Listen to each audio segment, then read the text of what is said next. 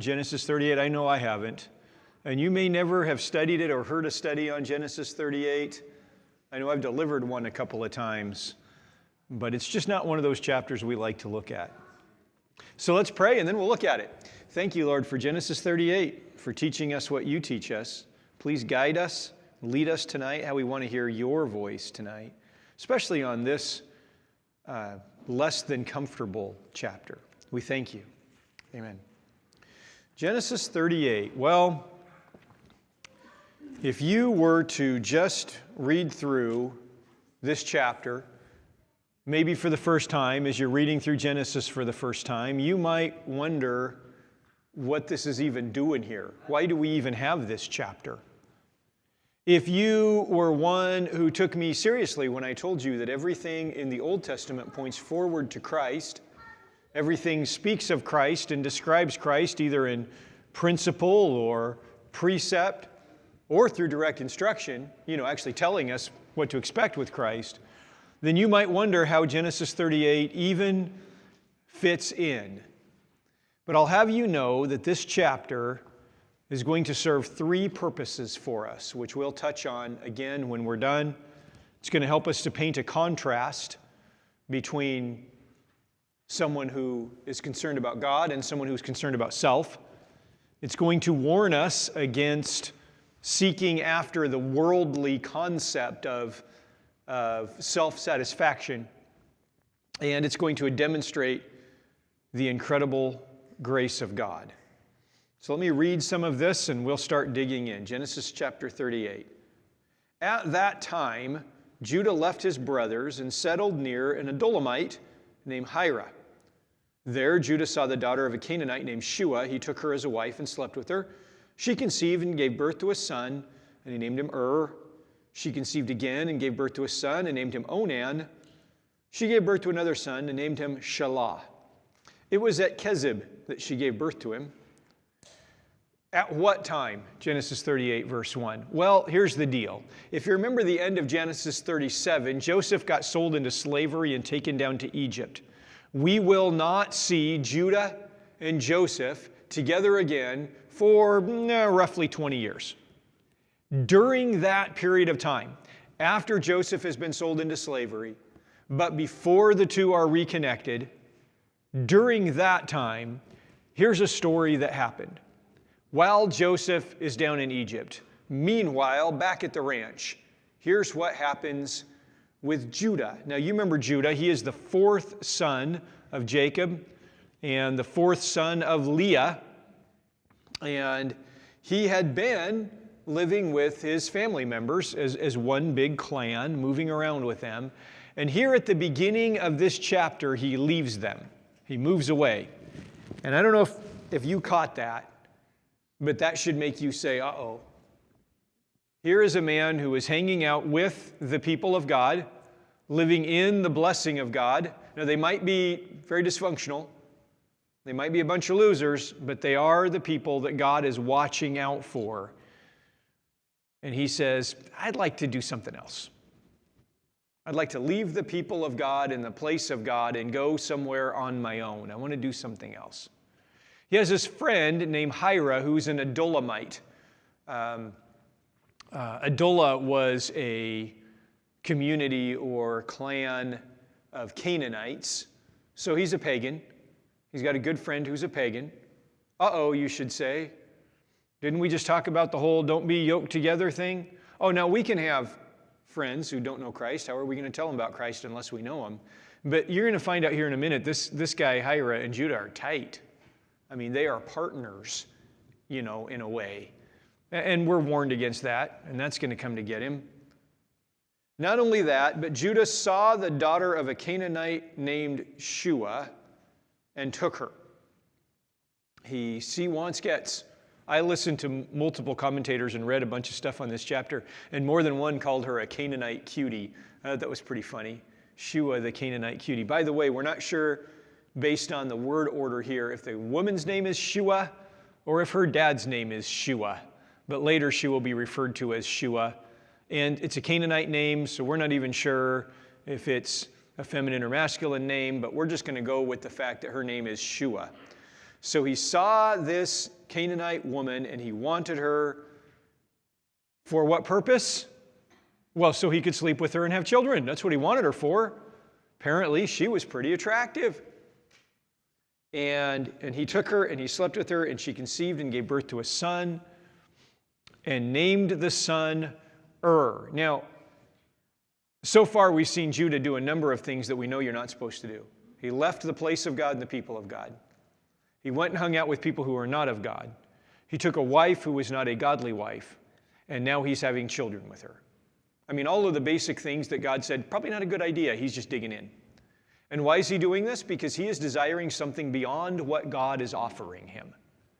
So they had their first son. His name is The name means watchman. They had a second son. His name was Onan, which means strong.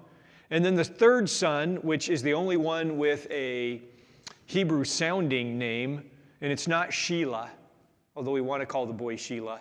It's Shelah or Salah. And that name means a petition. And Salah, this is telling, he is born at a town called Ketzib, which is a name that means false. A false petition. Dun, dun, dun. The stage is set for something bad to happen in Judah's life. And who set the stage for something bad to happen in Judah's life? Judah did. And did he do it by mistake? No. This is what he chose. And he's about to pay for it. Now, the next line is tremendously interesting. Judah got a wife for his firstborn. Her name was Tamar. Now Judah's firstborn, was evil in the sight of the Lord, and the Lord put him to death. That's weird. You got to start looking into the implication of what's going on here. The first thing we need to notice is that at this time must have been pretty young. You remember that Joseph was 17 when he was sold into slavery. We're not exactly sure about Judah, but he couldn't have been more than 30 at that time, probably mid-20s. Let's say that this is, in order to make the timeline fit, 5 years after when he gets married and has because we got to give time to grow up and 20 years have to lapse. At best, is a mid to late teenager. Now, later, we're going to see lots of later teenagers getting married in the Bible as lifespans became shorter because conditions to live became harder. People were getting married earlier and earlier. But you might remember, Isaac didn't get married until he was in his 40s. Jacob was significantly older than that. It was unusual to get married this young. Something is weird about that. Secondly, there's this line, Judah's firstborn was evil in the Lord's sight. Now, this is a struggle for many people. He's evil in the Lord's sight, and the Lord put him to death. What in the world happened? Well, we don't exactly know, but there's something in that phrase that he was evil in the Lord's sight, which reminds us of a couple other times we've seen a phrase like that put together with the same construction in the original language. And one of those times was when God was referring to the men of Sodom and how they were evil in his sight. You can flip back and see that. It's a similar concept, and we're going to see those words put together in a similar way in other places, and they tend to have to do with men who are incredibly sexually perverse. It would seem, although it's not spelled out for us, and it's not spelled out for us for this reason, because we say, well, what did he do? And God says, I'm not a gossip. I'm not going to tell you about another person's sin. Okay, but it would be helpful to have some context in this situation so we can see what's going on here. And it would seem that was overcome with some sort of perverse sexual temptation. He had allowed himself to become involved or had chosen to become involved in some perversity. The Canaanites were incredibly sexually perverse. It was one of the defining factors of the Canaanite society. And he had gotten involved in some of that. Now, I have some thoughts here. One thought is, if Judah's sons had been born in the influence of the family of God, would he have gotten involved in perversity? Maybe yes, maybe no. We'll talk on Sunday about some ways that you can control/avoid certain temptations. And removing yourself from a situation is probably the best way to avoid certain temptations. And here, this young man is growing up in an incredibly sexually perverse society. If he has a natural bent toward that at all, he's just doomed. I'm not saying it's not his fault to choose to go that way. Secondly, I find this really interesting, and I see this a lot. I see it a lot with young men who are dealing with sexual temptation. There's this concept that that'll all stop once they get married. Once they have this positive outlet for their sexual energy, well, then they'll be fine. That doesn't work. It doesn't work. I have known young men who are struggling with or addicted to or had given themselves over to pornography, and they say, hey, once I get married, I'll be fine. No, you won't. Now you bring this addiction and this sickness into your marriage, and it ruins your marriage. Now, we're told that that was evil, likely in this way, and that was evil in the sight of the Lord, and so the Lord killed him. We read phrases like that in the Old Testament, and rarely are they explained. Does this mean that one day the God just had enough of him and zapped him with a lightning bolt? Probably not. Does it mean that he developed some sort of sickness or illness, and they prayed that God would heal him and God didn't, and so they blamed God for his death? Maybe. But more likely what it means is the activities that he had gotten himself involved in eventually led to his death. And the narrator of this section says, yeah, that's what God allowed to happen, or what God allowed to bring back. Perhaps, and this is just total speculation, perhaps he had developed some sort of sexually transmitted disease and it killed him. Or perhaps the people that he was hanging out with were particularly violent and he got caught up in their violence and that got him killed. Something to that extent is likely what happened. The narrator is tying together this guy's wickedness in the eyes of God and the fact that he died all together. And tying into that concept the fact that Judah had gotten him a wife. Those things are all related. The long and the short of it is, wasn't a nice guy, he didn't handle things well, and he's now dead. Now, unfortunately, there is a young lady now involved, and her name is Tamar. Tamar means palm tree. In my mind, she was tall and elegant and probably quite beautiful, like a palm tree would be in that part of the world. And Judah has gotten her from, likely, the Canaanites around him, although her name is Semitic. We don't know. She just got caught up in the midst of this. She just got caught up in the midst of it. Well, verse 7, Judah's firstborn, was evil in the Lord's sight, and the Lord put him to death. Then Judah said to Onan, sleep with your brother's wife, perform your duty as her brother-in-law, and produce offspring for her. This is a concept that's known later in the Bible as levirate marriage. And here's the idea. A lady in those days who was a widow had no power and no economic resources. We're going to see this again and again and again in the Bible. Widows were powerless and essentially had no hope of making it through life on their own. Their choices, if they were a widow and had no economic resources, were either to become a beggar or to become a prostitute. I mean, really, that's all they had. It wasn't like they could start a small business or something. Well, there was a plan to take care of the widow. What would supply for the widow generally would be a son. If she and her husband had a son together, once that son was raised, that son was responsible for taking care of the widow. God enacts levirate marriage later in the Bible to do two things, and the first of those things is to take care of mom. And the second of those things is to continue the family line.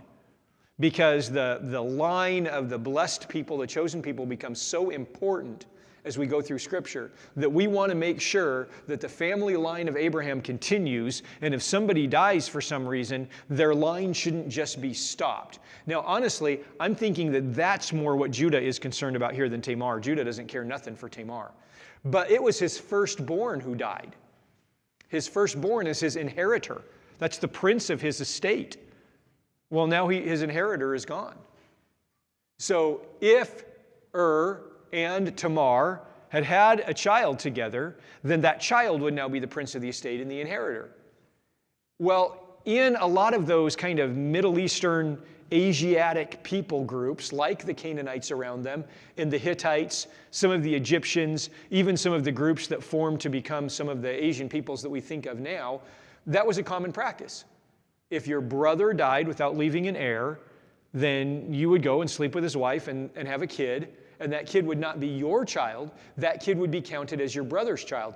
Incidentally, there are still people groups, or at least there were as of about 10 years ago, in the Tibetan people groups and in the kind of Eastern or rural Mongolian people groups that still practice something very, very similar. And if it would be the younger brother generally, if the older brother didn't have any kids, it would be the younger brother who would go take the woman, and any children that they had would be known to the younger brother as his nephew. He would be the uncle.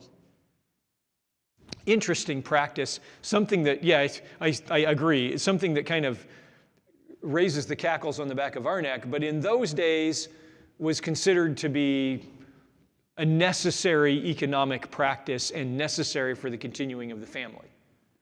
So Judah goes to Onan and says, you have a duty to perform. Now, there are certain jobs I enjoy doing. There are certain jobs I just do because it's my duty, because it has to be done. I mean, I have a Great Dane, just like Luna that's wandering around here. I got to go clean up the yard a couple times a week. You almost need a backhoe when you have a Great Dane. It's a duty. It must be done. I don't look forward to it. I don't count the days when I can get out there and get it done, especially when it's raining and snowing. It just has to be done. It just has to be done. That's the concept here. Onan, whether you like it or not, it just needs to be done. Now, let's look at this from Onan's perspective for a moment. First of all, his dad's a jerk. Secondly, he's being raised in a Canaanite environment, which is very perverse and selfish.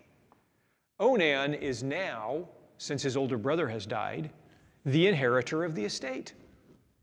Since his brother had no children, he would legally now, he's next in line, he's Prince Harry, he's next in line, he should inherit the estate. But if he does this job and Tamar has a son, well, then he's cut out now. He's no longer the inheritor of the estate. So, verse 9, Onan knew that the offspring would not be his, so he's going to lose his place. So, whenever he slept with his brother's wife, he released his semen on the ground so that he would not produce offspring for his brother. What he did was evil in the Lord's sight, so he put him to death also.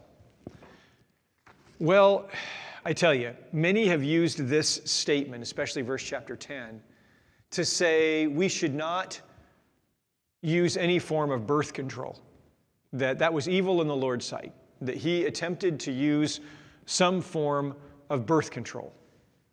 Listen, if you are personally convinced by God that you should not use any form of birth control, then you better do what God tells you to do, all right?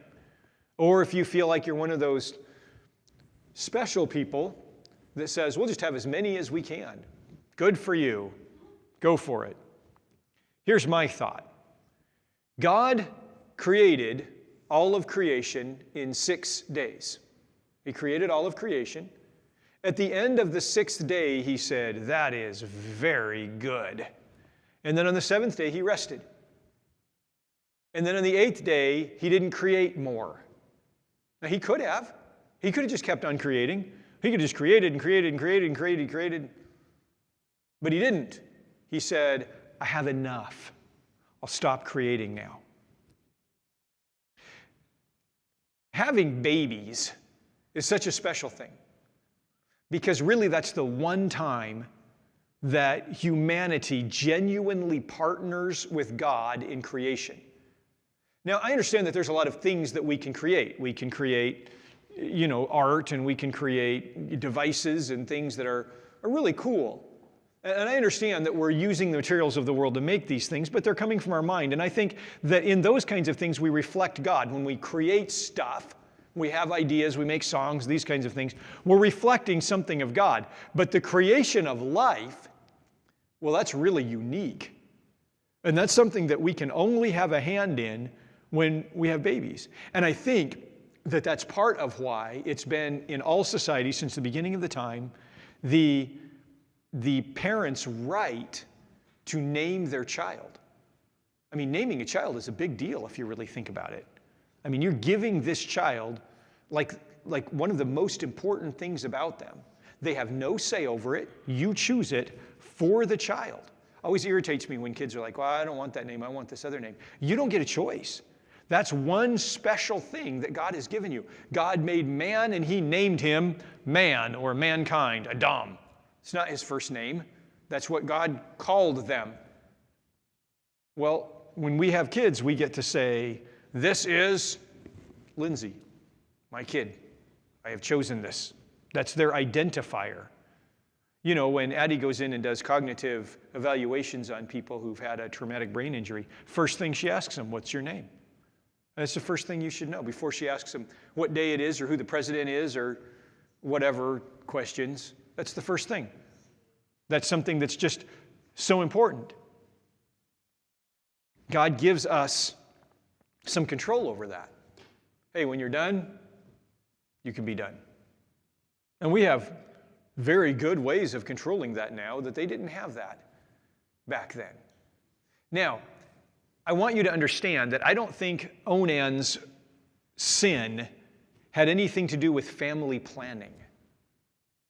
Onan was concerned for his own estate. He would have been better to have told his father no. But remember, Tamar is a hottie, palm tree. She is tall and graceful and beautiful. And he desires her physically.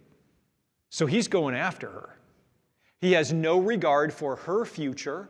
Who's going to take care of her? He has no regard for her feelings or her needs. She's just a toy for him. She's just a plaything. He's a teenager too. He's younger than his brother. She's good looking. She's hot. He wants her. He's going to use her for what he wants, but not worry about providing for her.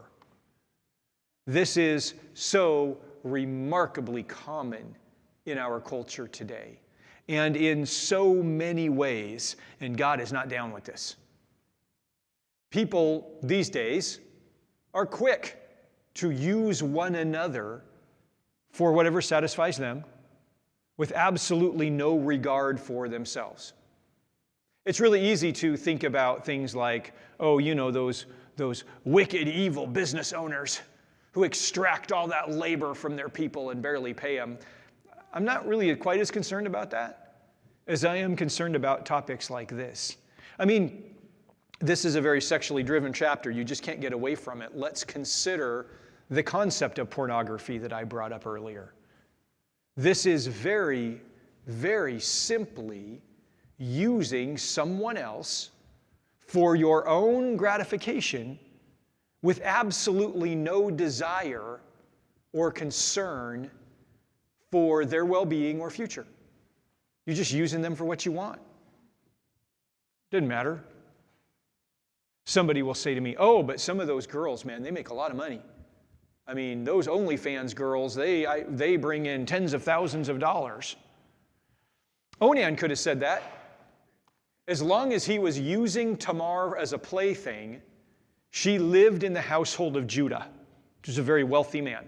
She had a role and a place in that household. If he was not using her, she would have no role and place in that household. He easily could have said, well, it's for her best that I use her. It's for her best economy. God didn't think so. God's not near as concerned about her retirement fund as he is her heart and her soul and even her body. This is so common. It used to be a lot harder to use somebody up in this way. I mean, there was a stigma that came with buying those magazines, and it was hard to find somebody to hook up with. You had to go to the dark back alley somewhere. Now, it's just everywhere. It's just totally prevalent. And our kids are just using one another. And God says that ain't good. He says to Onan, verse 10, or what he does to Onan, what he did was evil in the Lord's sight. So the Lord put him to death also. The narrator is telling us this was so bad that God wanted to make sure that Onan didn't have any offspring. He didn't want anybody else like Onan existing on the planet. I mean, hey, go back a few chapters. Why did he wipe out the whole world in the days of Noah? Go a couple chapters past that. Why did he wipe out Sodom and Gomorrah? So we studied in Isaiah 55. Because they acted like these guys, concerned only for themselves and not for the well-being of another. Now, keep that in mind as we move on.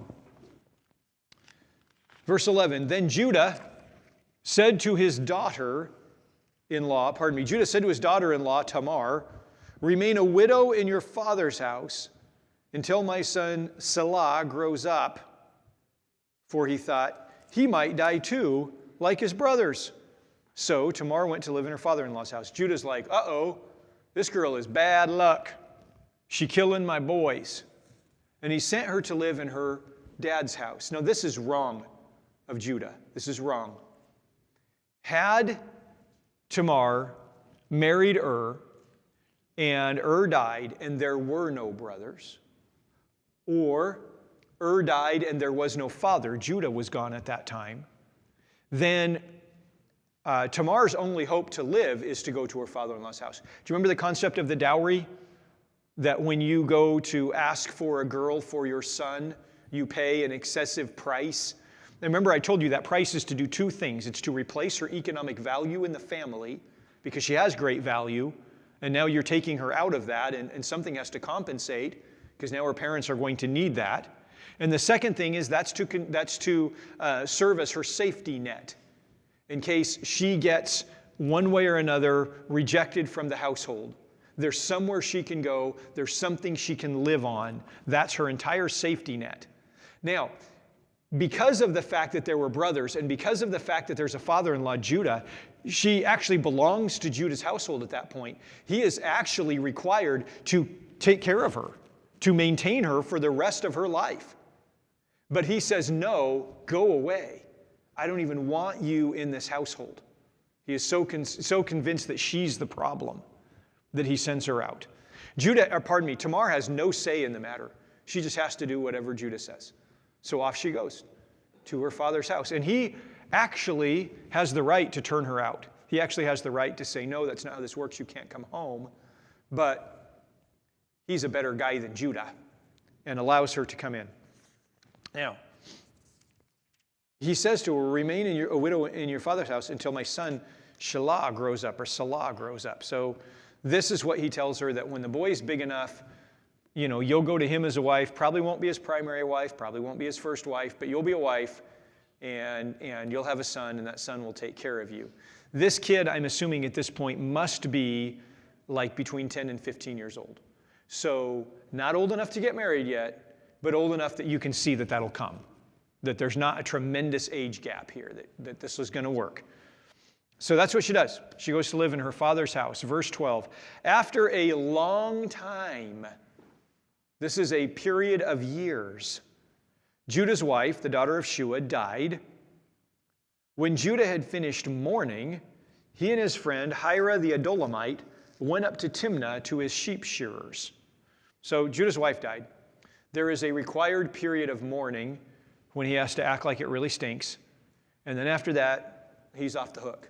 He can go do what he wants. As soon as that time is over, he goes and does what he wants. He grabs his friend Hira, and they head to his sheep shearing. Understand that this doesn't mean that they're going to go get to work. Understand that it doesn't mean, well, hey, it's fall. We got to get the wool off of these guys. The wool market's really hot right now. Futures are good. Let's get this done. Sheep shearing was a big party. It was like a harvest party. I mean, like the booze would flow freely, the women would be readily available, especially in Canaanite society, because the Canaanite society, of course, was very agricultural, and they had a lot of gods and goddesses. Most of those gods and goddesses were one way or another linked to agricultural fertility. Hey, man, sheep shearing. It's time to go practice worship of your fertility gods and everything that you can imagine that would mean. So as soon as he's like, I got to mourn for 30 days. I got a couple more days. Oh, that's done. Hey, Hira, let's go up to the sheep shearing, man. This is going to rock. So as soon as he's done with his wife, off he goes. And this is, of course, a period of years later. Tamar was told, your father-in-law is going up to Timnah to shear his sheep. So she hears about it. So, and she knows what he's doing. She knows what this is all about. So she took off her widow's clothes, veiled her face, covered herself, and sat at the entrance to Enaim, which is on the way to Timnah. For she saw that, though Shelah had grown up, she had not been given to him as a wife. When Judah saw her, he thought she was a prostitute, for she had covered her face. There was a particular goddess whose name was Astarte. Later you'll hear of her called Ashtoreth. And she has an Egyptian name, and I just can't remember it. And she also has a Roman or Greek counterpart, including Artemis of the Ephesians. This is a goddess of fertility, and there were temples to this goddess of fertility. And in these temples, there were priestesses. And these priestesses would allow the men to worship. The men would come to worship the goddess, and they would pay a heavy dollar amount in worship, and then they would sleep with the temple prostitute, with the priestess. And that was the way they worshiped this fertility goddess. Well, yes, also Diana, correct. Diana is the Roman name, Artemis is the Greek name. Ashtoreth is the Semitic name for this person, and Astarte would be the Canaanite version.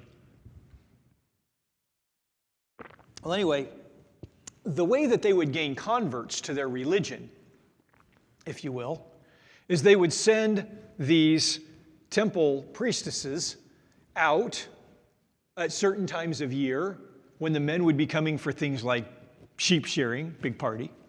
They would send them out to the various cities on the way. And in you guys have heard that the city gates in those days weren't just doors you opened.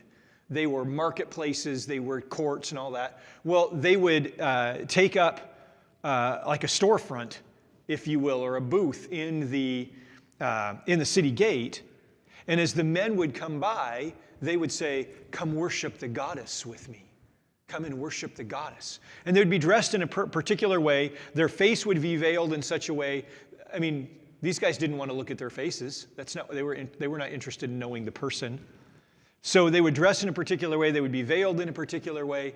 And they would say, come and worship the goddess. And the men would go in and pay the money and worship. And they'd say, hey, you think this was a good time of worship? Come on up to the temple, bring more money. We can do some real worshiping. It's what they would do. Well, Tamar, who of course is well acquainted with this, realizes that Judah is not going to go through with his promise. She also knows the kind of man that Judah is. She knows that Judah is easily tempted, easily swayed.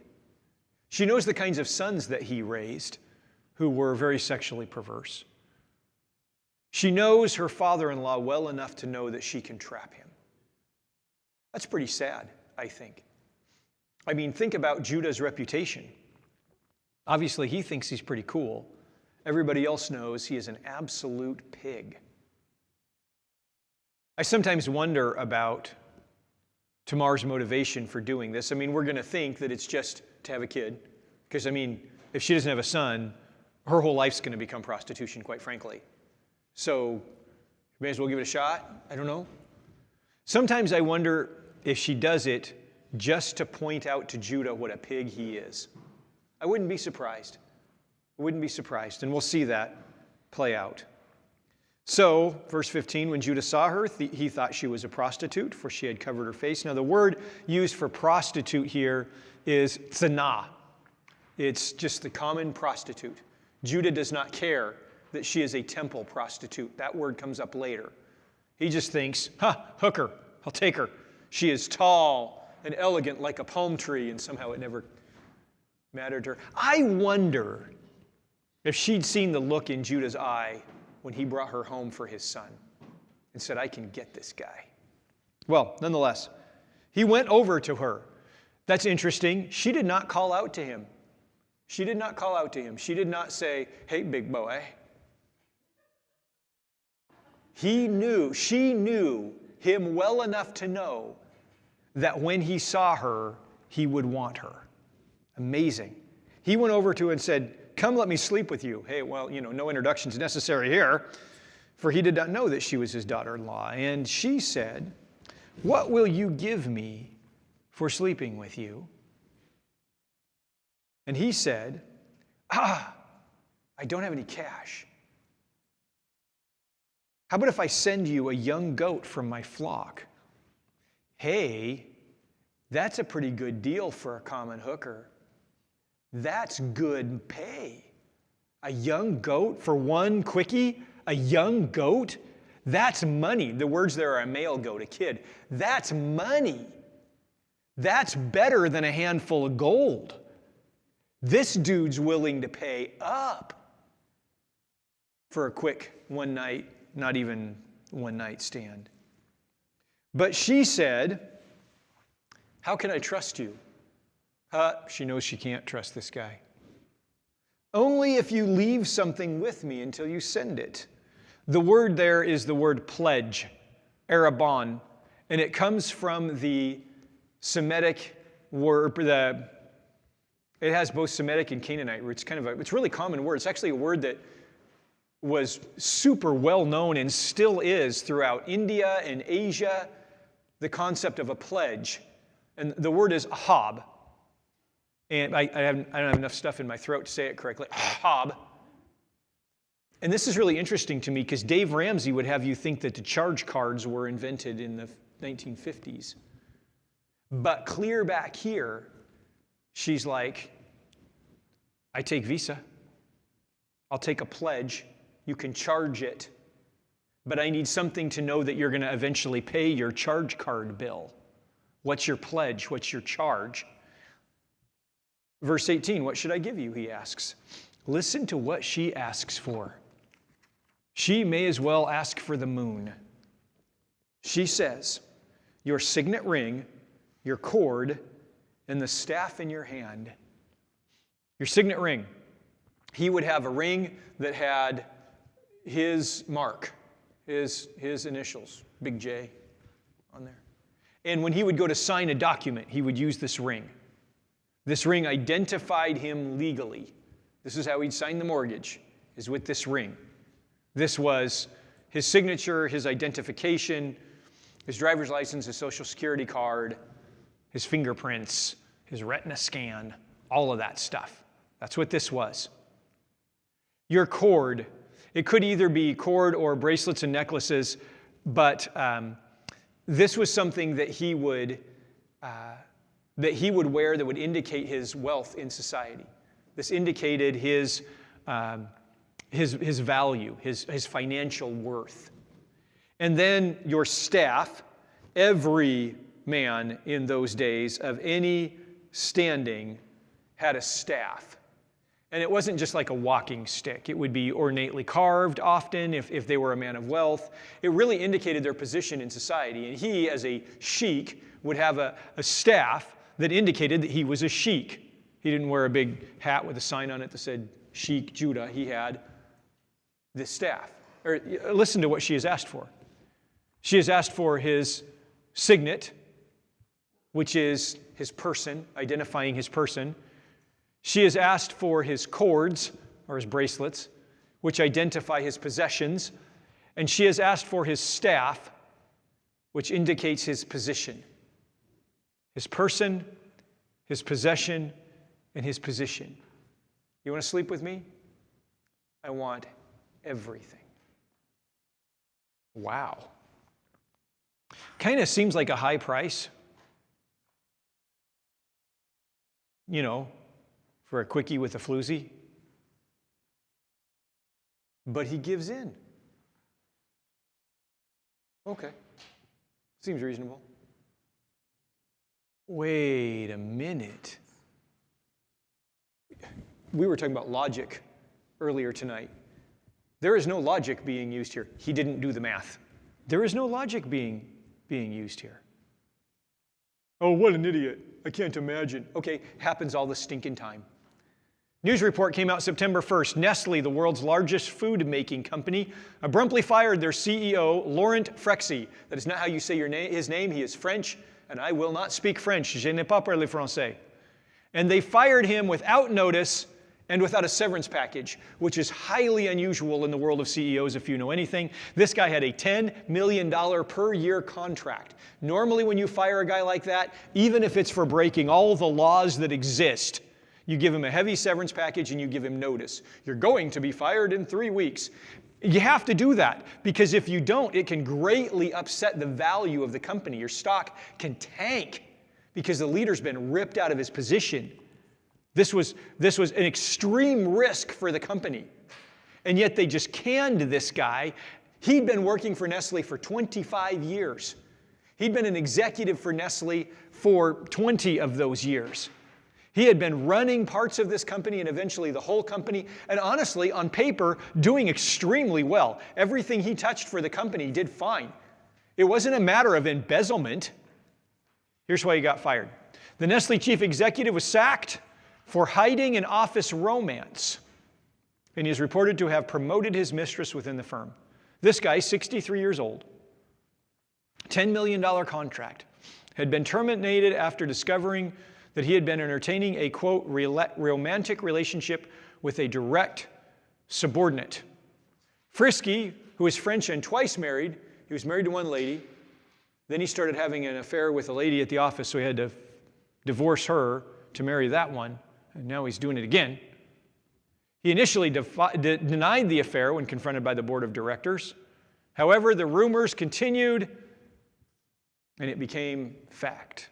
In a statement, the company said the departure of French guy follows an investigation into an undisclosed romantic relationship with a direct subordinate which breached Nestle's code of business conduct.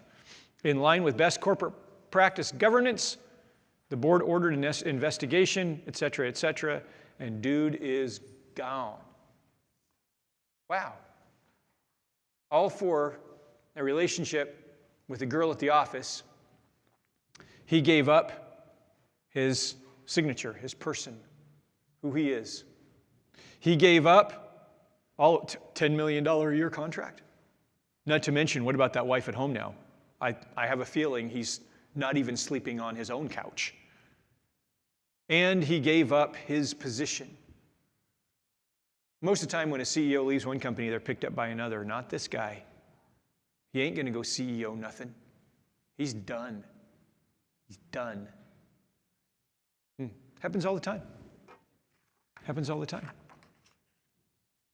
Proverbs chapter 6 is an incredibly amazing chapter. There is an entire section of Proverbs 6, which is so worth reading, which warns the young man or young person against being lured away by sexual temptation. And it says, in the middle of Proverbs 26, starting in verse 27, can a man embrace fire?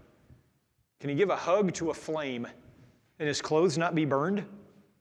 Can a man walk on burning coals without scorching his feet? I like it how it says in the King James, can a man heap coals in his lap and not be burned? That'd be a tough area to get burned too. And that's what it's telling us. So it is with the one who sleeps with another man's wife. No one who touches her will go unpunished. Oh, well, but she wasn't married. She's still another man's wife. She ain't your wife. She's somebody else's. Well, we're going to get married. She's not your wife. God's like, listen, I don't even have to hunt you down and zap you for this. It's just going to happen to you. It's just how it works. Oh, well, I didn't sleep with her. I just looked at her videos on the internet. Oh, yeah, Matthew 5 talks about that, doesn't it? A man who looks at her with lust in the heart. That's the same thing.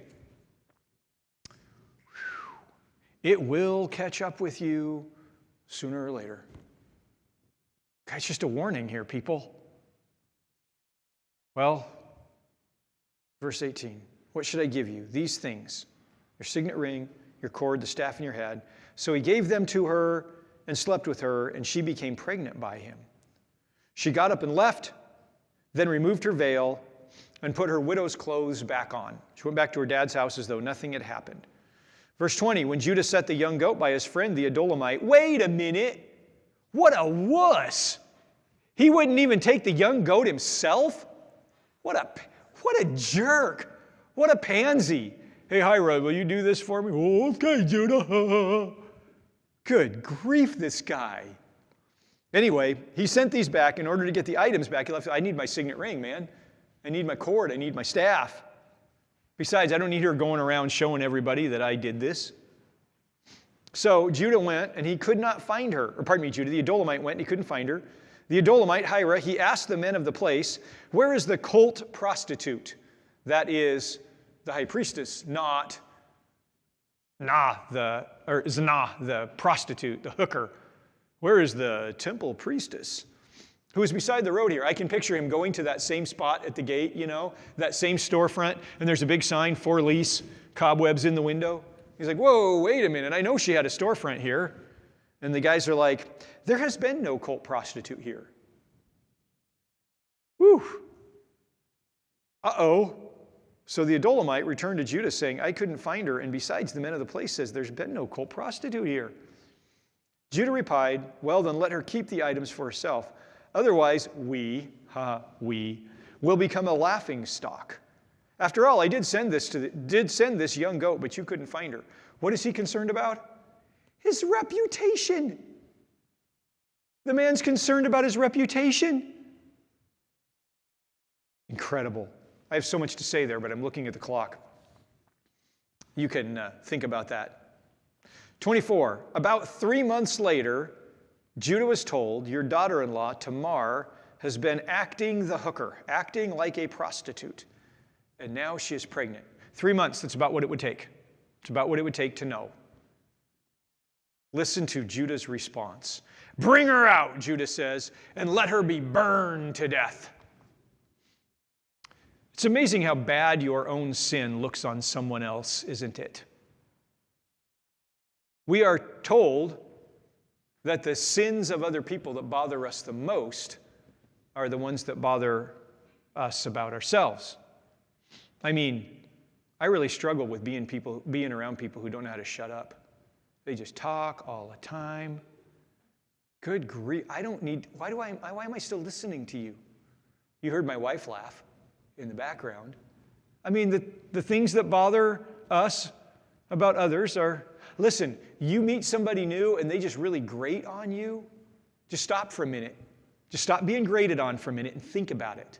What's bothering you about them? Because it's probably something you don't like about yourself that others don't like about you either. How many of you remember the Jim Bakker fiasco? What was that, 20 years ago? Jim Bakker, he was caught embezzling money and sleeping around and a number of things like that. Remember what Jimmy Swaggart said? He is a cancer in the body of Christ. And then remember Jimmy Swaggart a couple years later was embezzling a lot more and sleeping with a lot more women. Uh-oh. Bring her out and let her be burned. How dare she be a prostitute? How dare she be sexually impure? Interesting that he wants her burned. Interesting. The law of the Levites, which would come 500 years later, 400 years later, The law of the Levites was that if a woman or man was found to be acting in certain types of sexual impurity, that they would be stoned to death, that you would have to throw rocks at them until they died. And this was both for the seriousness of this event, but also because you better be really convinced if you're going to pick up a rock and throw it. Remember what Jesus says in John chapter 8. I mean, this penalty was given so that it would never have to happen, you see. Burning someone who was sexually impure, well, that was only for the children of the priests to try and make sure that that never happened to the holy line, you see. Judah is almost saying that his family, his line is so important, so righteous, so holy, that even though the Canaanites had rules for impurity of that day, this was a greater sin. Her promiscuousness within his household, I mean, being promiscuous is bad enough, but nobody in his household is going to behave this way. Oh, really? Let's see, Onan, Judah. Seems like it's okay for the guys. Well, listen to what happens. Bring her out and let her be burned. Now, there's something you need to know. In those days, when a woman was found to be pregnant and shouldn't be, even among the Canaanite clans, which were pretty horrendous, she was given a right to a defense. She could speak her piece, which women didn't often have a chance to speak their piece legally. But in a case like this, where death is involved, she could say, you need to know that I'm pregnant because I was raped by this guy, and indicate the person. Or you need to know that such and such a person came to me for an illicit relationship and I wasn't able to say no, or just something like that. She had the right to say no, and then the man who was involved would be, if she didn't go seeking it out, the man who was involved would be in greater sin, you see. And then she would have the chance to live, and the man would be in trouble. Judah doesn't even give her this. Judah doesn't even say, she's pregnant. What happened? Let's figure this out. He just says, let her be burned. But she knows that she has rights. Now, according to the Hebrew custom, he should be the one to bring her out. He has the charges against her. It's him who's being judge, jury, and prosecuting lawyer. He's the one who should bring her out. But he doesn't. What a wuss. As she is being brought out, she sent to her father-in-law this message. Love this. I am pregnant by the man to whom these items belong. And she added, examine them. See whose signet ring and cord and staff these are. Ooh. I got to tell you, Tamar is probably my second favorite Canaanite in the whole Bible. I mean, I don't advocate for what she did, but somebody needs to get this guy. And she's doing it. Verse 26. Judah recognized them and said, she is more righteous than I. You think? This man who's been going around sleeping around, this man who has demonstrated to his sons that a life of impurity and sexual promiscuity ought to be pursued, and caused two of them to die in the process.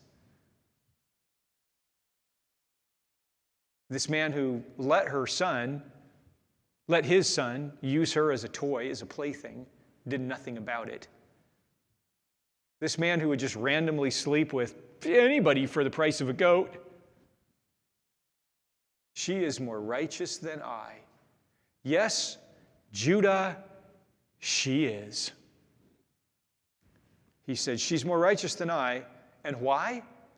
Well, because I didn't give her to my son, Shelah or Salah. I didn't. That's why she's more righteous. Not because of what a pig I am. And it says he did not know her intimately again. Now, that's kind of nice for Tamar, and I'm glad that he didn't ever sleep with her again. But there's an implication here. You see, now that he has admitted that these children are his, he is legally responsible to her to be a wife.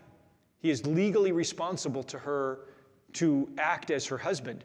He has to take her in his house and provide for her as he would provide for any other wife. And as we'll read in the Levitical law a few hundred years later, God goes so far as to say he may never put her out. He may never divorce her. He is required to provide for her as a wife from that point on. She is to have her own place in the household. This phrase, he never knew her intimately again, personally, I think that's good for Tamar because the guy's such a jerk. She probably wouldn't have wanted that. But it has this weight to it that he didn't treat her as he should have. He didn't even treat her as a wife. He allowed her to come into the house. He provided for her. He took care of the children. But he ignored her from that point on. What a jerk. Well, verse 27, when the time came for her to give birth, there were twins in her womb. Twins run in this family. It's kind of cool.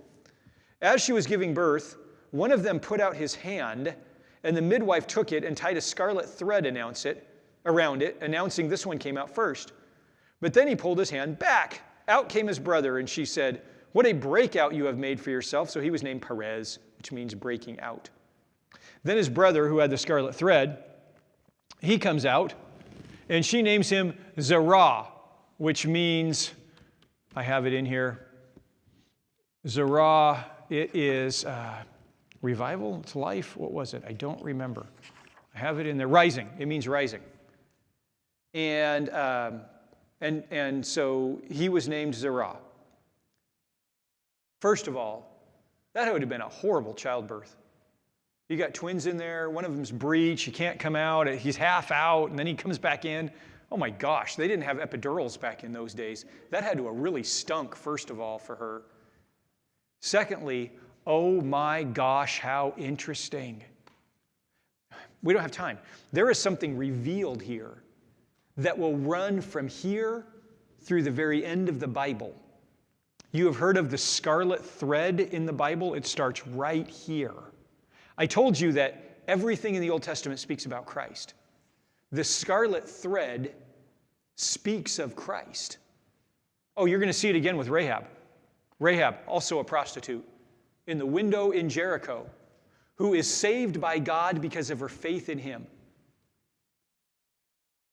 You'll see it, well, with Christ himself, the scarlet threads of blood coming down. You'll see it in the book of the Revelation when it talks about this. It's from here on in the Bible is this concept that we're saved by the scarlet thread.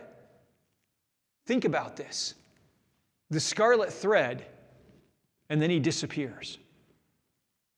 But then there is a rising, Zerah, and then he breaks out. Jesus is here, and then he disappears. He disappears with a scarlet thread. But then there is a rising, and we say, look, he has broken out. Oh, I don't have time to develop that further. You're going to have to use the logic there to develop that. And you can go look up all of the trace of the scarlet thread through Scripture. It'll give you chills. It's amazing how God uses this to tell us the story of Christ. And that, to me, is absolutely incredible. I told you there were 3 reasons for this chapter. One is it paints a picture of contrast. And we are going to get into the other side of that contrast next week. Well, we're going to start Sunday. Meanwhile, back in Egypt. And we're going to see what another of Israel's sons does when faced with sexual temptation. And it's incredible. We're going to see a contrast between one who is carrying the promises of God and knows it, but is brutal and cruel and selfish, versus one who seemingly has no hope, just wants to honor God. And this chapter is here to serve as a warning, particularly for young men, but in today's world for anyone, who would decide that they're going to seek after physical contentment and physical pleasure and enjoyment rather than, well, anything else, rather than the person, place, and position that God has given them. And what will happen to someone if they seek after their own satisfaction at the cost of another. That just never works out well.